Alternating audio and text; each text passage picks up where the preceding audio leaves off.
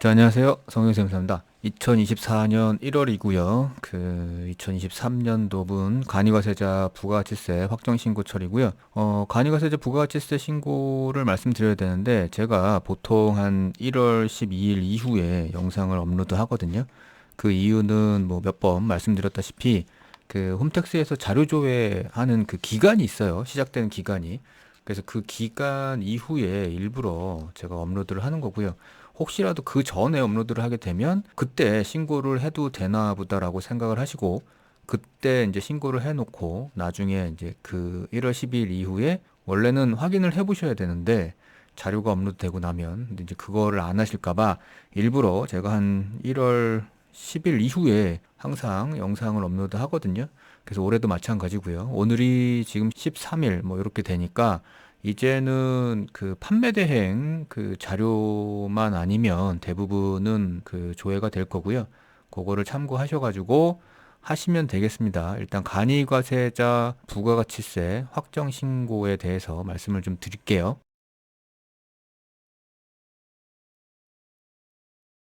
자, 국세청 홈택스 홈페이지고요.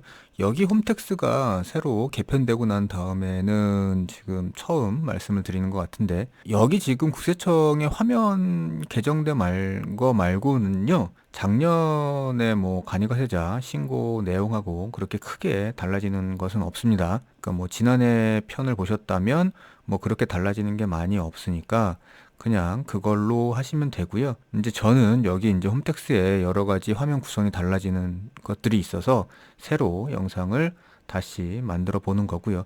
일단 위쪽에 보시면 세금 신고 있고요.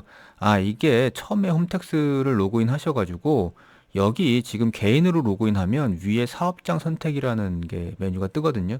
그러니까 요게 지금 부가치세 신고는 사업장으로 해야 되니까 혹시 개인으로 로그인 하신 분들은 여기 사업장 선택하셔가지고 사업자로 바꾸신 다음에 이제 신고 업무를 하셔야 돼요. 위에 보시면 여기 세금 신고라는 탭이 있고요. 여기 세금 신고에다가 이렇게 마우스를 대 보시면 밑으로 이렇게 스크롤이 내려져요.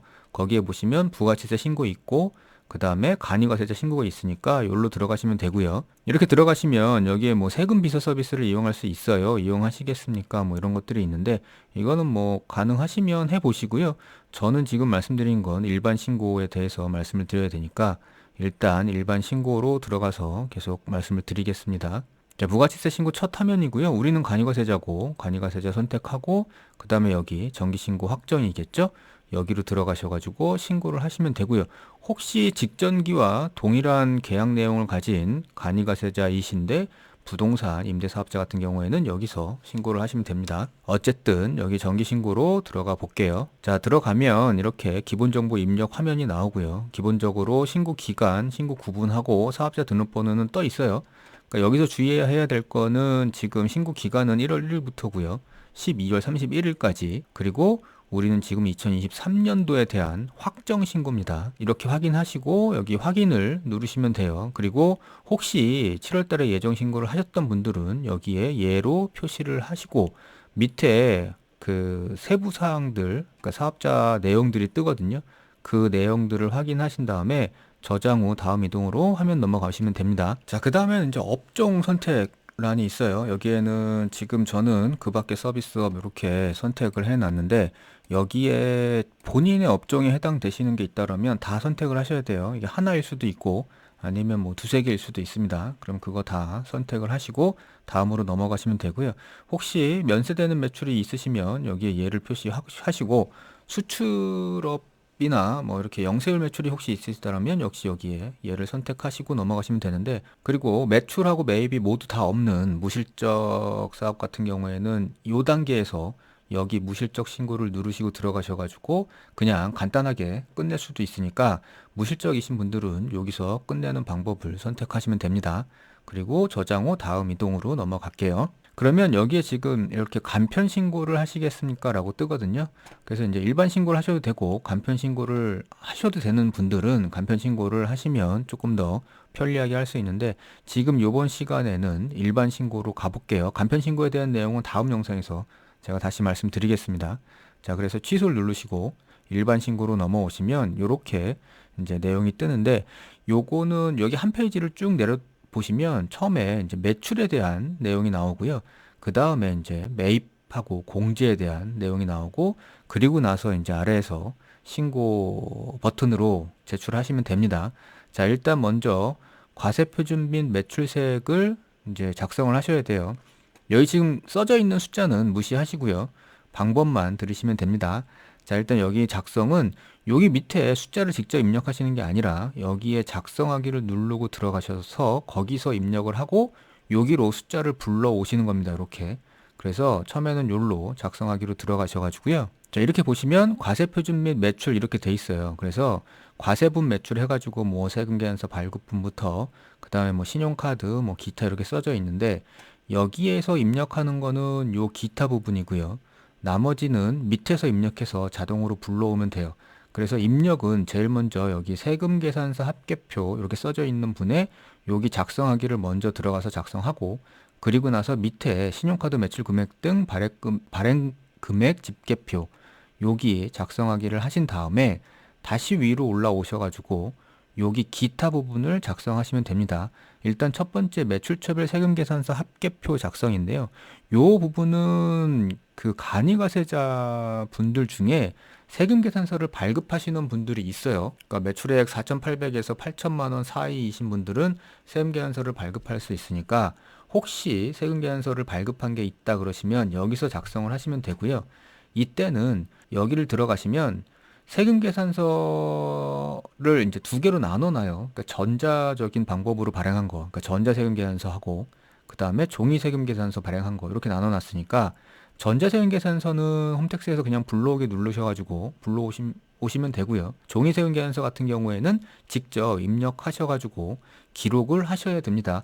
여기선 지금 현재 상황은 뭐 대부분 세금계산서 발급하시는 분들이 거의 없기 때문에 일단 여기는 넘어가는데, 혹시 있으신 분들은 여기 들어가시면, 이건 뭐 들어가시면 그냥 직관적으로 아실 수 있어요. 자, 그 다음에 신용카드 혹은 현금 영수증 매출분이죠. 그래서 여기를 들어가셔가지고 두 번째 작성을 합니다. 그래서 여기를 들어가시면 이런 화면이 떠요. 그래서 여기를 읽어보시면 신용직불, 김영식, 선불카드 이렇게 돼 있어요. 신용카드 발행 매출이고요. 현금 영수증 발행 매출이고요. 이렇게 돼 있어요. 그래서 요거는 여기에 지금 양쪽에 발행 내역 조회가 두 개 있으니까 각각 들어가셔가지고 조회하신 다음에 이쪽으로 기입을 하시면 되는데, 요거는 여기를 들어가시면 팝업이 떠요. 이렇게. 그래서 카드 매출에 대해서 이렇게 뜨거든요. 근데 이게 두 가지예요. 하나는 신용카드 제로페이 매출자료 조회 이렇게 뜨기도 하고요. 그 다음에 그 아래 보면 판매 대행 매출자료 조회 이렇게 뜨거든요. 그러니까 요거는 우리 배달의 민족이나 뭐 네이버나 뭐 이렇게 배달앱 등에서 결제되는 내역들 뭐 그건데, 여기서 이제 주의하셔야 될 것들이 있어요. 예를 들어서 배달의 민족 같은 경우에는 요렇게 매출이 나누죠. 카드 매출, 현금 매출, 기타 매출 이렇게 나누잖아요. 근데 이제 여기에 이제 뭐 만나서 결제 뭐 이런 것들도 있는데, 여하튼 간에 요렇게 크게 세 분류로 그 나누기도 하죠. 근데 여기서 보시면 여기에서 얘기하는 현금 매출은 현금 영수증이 끊깁니다. 그래서 여기에 보시면 현금 영수증 발행 금액 제외 이렇게 돼 있잖아요.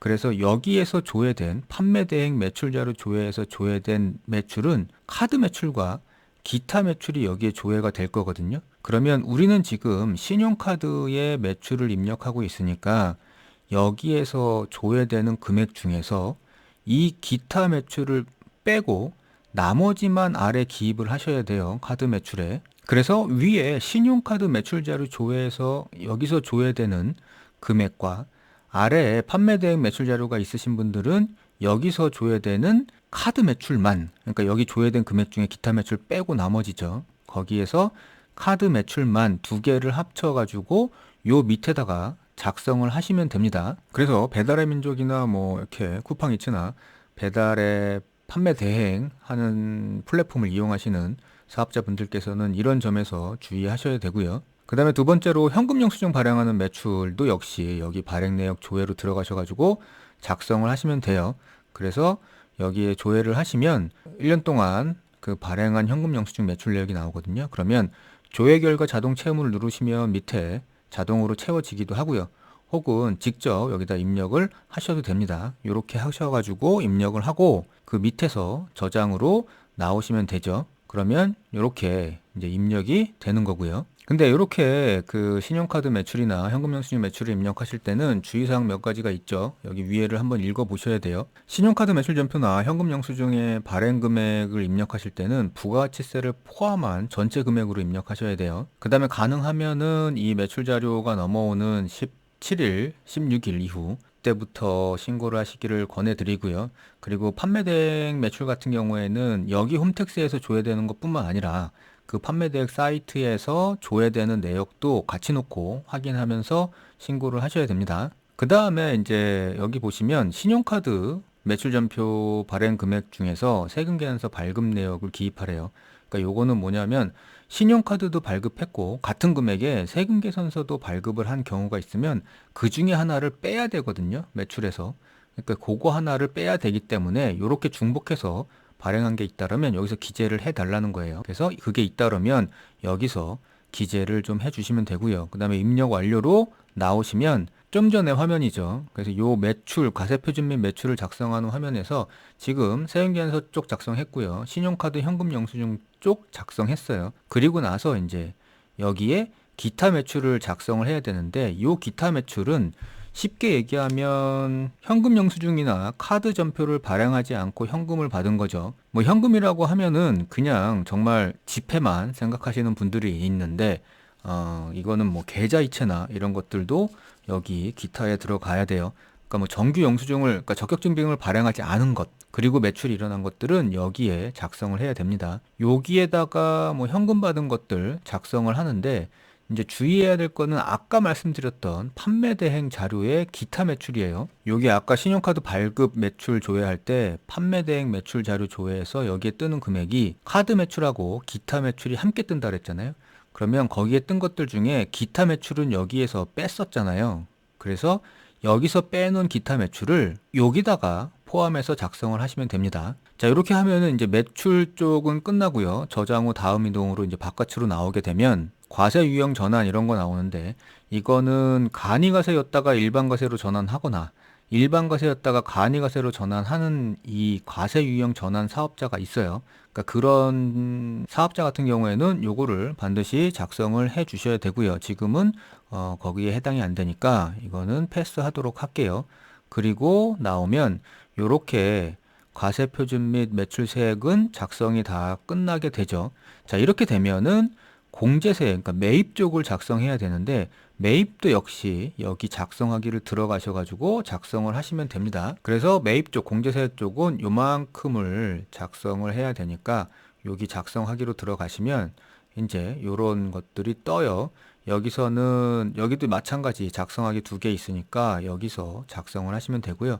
매입처별 세금계산서 합계표 첫 번째, 그 다음에 신용카드, 그러니까 뭐 매입을 했는데 신용카드나 현금 영수증을 받은 그런 매입을 여기서 작성하는 겁니다. 첫 번째, 그래서 여기 세금계산서 합계표 여기 들어가서 세금계산서 발급 받은 것부터 작성을 해볼게요. 여기 지금 숫자는 신경 쓰지 마세요. 요거는 임의로 그냥 작성이 돼 있는 겁니다. 그래서 여기를 들어가시면 이렇게 생겼거든요. 그래서 전자세금계산서 같은 경우에는 여기 불러오기로 그냥 불러오시면 되고요. 그 다음에 전자세금계산서가 아니라 종이세금계산서 같은 경우에는 받은 걸 갖다가 여기에 입력을 밑에서 해주시면 됩니다. 그래서 불러오기로 이렇게 불러오고 나서 밑에 종이도 역시 입력을 하고 나면 밑에서 이제 합계 금액이 나오겠죠? 그래서 그거 확인하고 입력 완료로 나오시면 다시 처음 화면인데 여기에서 보시면 이제 세금계산서까지는 했어요. 그래서 이제 신용카드 매출전표 수령명세서 그 다음으로 들어가서 요거를 작성을 해야 돼요. 들어오면 신용카드 매출전표 등 수령명세서 이렇게 돼 있고요. 원래는 신용카드를 사용했으면 카드 전표를 여기다가 각각 입력을 해가지고 추가를 해가지고 공제 내역을 작성하는 거죠. 근데 우리는 이 밑에서 보시면 사업용 신용카드를 등록했죠. 그래서 여기서 조회하기 해서 작성을 하시면 돼요. 혹시라도 사업용 신용카드를 등록하지 않은 다른 신용카드를 사용하셨다 그러면 위에서 작성을 해서 여기 그 밖의 신용카드 등에 기입이 되도록 하셔야 됩니다. 그러니까 여기서 작성하시는 거예요. 여기 위에서. 자, 일단 현금 영수증부터 조회할게요. 그러니까 현금 영수증을 발급받고 일어난 매입을 말씀드리는 거고요. 여기 조회하기 들어가시면 이런 화면이 떠요. 그래서 2023년도분 현금 영수증을 받고 물품을 구매하거나 하는 것들이죠. 그러면 이렇게 뜨거든요. 이게 지금은 말씀을 안 드렸지만 여기 사업용 신용카드 등록돼 있는 내역을 사전에, 그러니까 부가치세 신고하기 전에 이미 공제와 불공제로 변경을 해 놓으셔야 돼요. 요 관련 내용은 제 영상 중에 사업용 신용카드 공제 불공제 변경 판단 기준이 있거든요. 그러니까 그 내용을 보시면 방법하고 그 기준 내용이 나오니까 참고하셔가지고 미리 이거는 다 변경을 해 놓으셨다는 걸 가정하고 말씀을 드리는 겁니다. 그래서 이렇게 조회가 되면 오른쪽은 전체 금액이고요. 그 다음에 왼쪽은 공제 대상 금액이에요. 그래서 공제 대상 금액을 여기에다가 기입을 해 주시면 됩니다. 그리고 나와서 마찬가지 위에 화물 운전자 복지 카드도 마찬가지로 그렇게 기입을 하시면 되고요. 사업용 신용카드가 가장 많으니까 사업용 신용카드도 역시 그렇게 하면 되는데 조회에서 들어가 보면 이것도 마찬가지로 그 위에서 조회 기간을 설정하고 조회를 하게 되면 공제 대상과 전체로 나뉘게 돼요.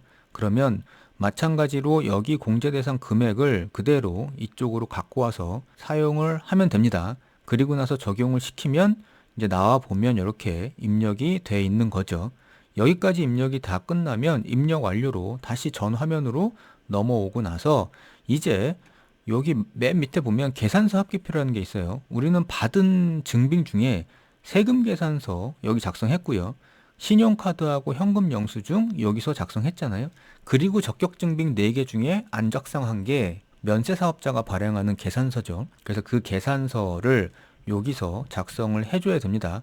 계산서 작성하는 거는 여기에 들어가시면 이렇게 전자계산서 불러오기가 있어요. 그래서 불러오기 하시면 되고요. 세금 계산서와 마찬가지로 종이로 받은 게 있다 그러면 밑에서 기입을 하시면 됩니다. 자, 여기까지 다 하게 되면 저장 후 다음 이동으로 아예 앞에 화면으로 나가야 되는데 나가기 전에 보시면 의제 매입세액 공제나 매입자 발행 세금 계산서 뭐 이런 것들이 있는데 대부분 여기에 해당이 안 되실 거고요. 특히 의제 매입세액 공제는 21년 7월 1일 이후 공급분부터는 간이가세자 같은 경우에는 의제 매입세액 공제를 받을 수가 없죠. 그래서 대부분은 아마 여기에 해당이 안 되실 거예요. 그래서 저장 후 다음 이동 눌러서 앞으로 완전히 나올게요. 자, 이렇게 나오면 위에 매출세액하고 그 다음에 밑에 공제세액까지는 끝났어요. 그러면 이제 기본적으로 세액에 관련된 거는 다 끝났고요.